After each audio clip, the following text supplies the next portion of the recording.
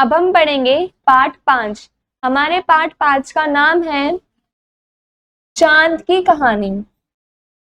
रात में अंधेरा होते ही आकाश में तारे दिखाई देने लगते हैं। असंख्य तारों के बीच चमकता चांद तो हमने देखा ही है।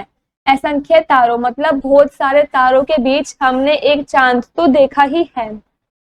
प्रतिदिन आकर बदलते रहते चांद को देखकर हमारे मन में अनेक सवाल उठते हैं। रोजाना जब चांद का आकार बदलता है तो हम उसको देखकर हमारे मन में काफी सारे सवाल भी उठते हैं। चलिए चांद के बारे में जानते हैं। कोई कहता है चांद पर एक हिरन भागता दिखाई दे रहा है, तो कोई कहता है चांद पर एक औरत चरखा चला रही है। कोई कहता है कि इस चांद में हिरन भागता हुआ दिखाई दे रहा है, और कोई कहता है कि इस चांद में एक जो औरत है वो चरखा चला रही है। लेकिन ये सब बातें गलत हैं। लेकिन जितने भी बातें हैं ये सब गलत हैं। चांद पर न तो वायु है और न ही पानी। जो चांद है न ही तो उस पर हवा है और न ही वहां पानी है। इसलिए वहां कोई नहीं रह सकता। चांद की सतह पर बड़े बड़े गड्ढे और ऊंची ऊंची चट्टानें हैं, जो धरती से देखने पर भागता हिरण या किसी औरत का चेहरा लगते हैं। जो चांद की सतह है, चांद पर काफी बड़े बड़े गड्ढे हैं और ऊंची ऊंची चट्टानें भी हैं, जिसकी वजह से जब हम धरती से चांद को देखते हैं तो चांद के अंदर हमें भागता हुआ हिरन या फिर किसी औरत का चेहरा दिखाई देता है। चांद धरती से छोटा है। यह हमारी धरती से हजारों मील दूर है। जो चांद है वो काफी छोटा है धरती से, और धरती से हजारों मील दूर भी है, इसलिए छोटा दिखाई देता है। इसलिए जो चांद है वो हमें धरती से काफी छोटा दिखाई देता है, क्योंकि वो धरती से काफी दूरी पर है। चांद हमारी धरती के चारों ओर घूमता रहता है। जो चांद है वो हमारी धरती के चारों ओर घूमता रहता है।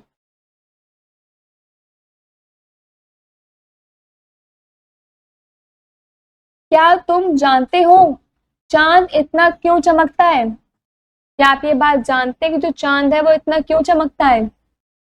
चांद की अपनी कोई रोशनी नहीं होती, बल्कि चांद की सतह पर सूरज का प्रकाश पड़ता है।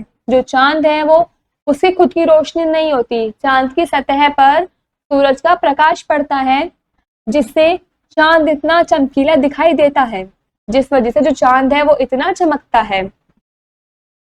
चांद का आकार कभी नहीं बदलता। जो चांद है उसका आकार कभी नहीं बदलता। वास्तव में चांद के जितने भाग पर सूरज का प्रकाश पड़ता है उतना ही भाग धरती से दिखाई देता है।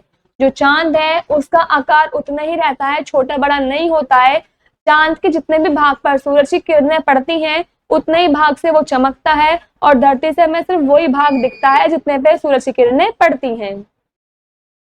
जिस दिन पूरे चांद पर सूरज का प्रकाश पड़ता है उस दिन पूरा चांद दिखाई देता है। जिस भी दिन चांद पर सूरज का पूरा प्रकाश पड़ता है उस दिन हमें पूरा चांद दिखाई देता है। इसे पूर्णिमा का दिन कहते हैं। उस दिन जिस दिन हमें चांद पूरा दिखाई देता है उस दिन को हम पूर्णिमा का दिन बोलते हैं। जब चांद पर बिल्कुल भी प्रकाश नहीं पड़ता तो वह बिल्कुल दिखाई नहीं देता। जिस दिन चांद पर सूरज का बिल्कुल भी प्रकाश नहीं पड़ता है उस दिन वह बिल्कुल भी दिखाई नहीं देता है। इसे अमावस्या का दिन कहते हैं। जिस दिन चांद पर सूरज की किरणें बिल्कुल भी नहीं पड़ती हैं उस दिन को हम अमावस्या कहते हैं। अब तो धरती से लोग चांद पर पहुंच चुके हैं।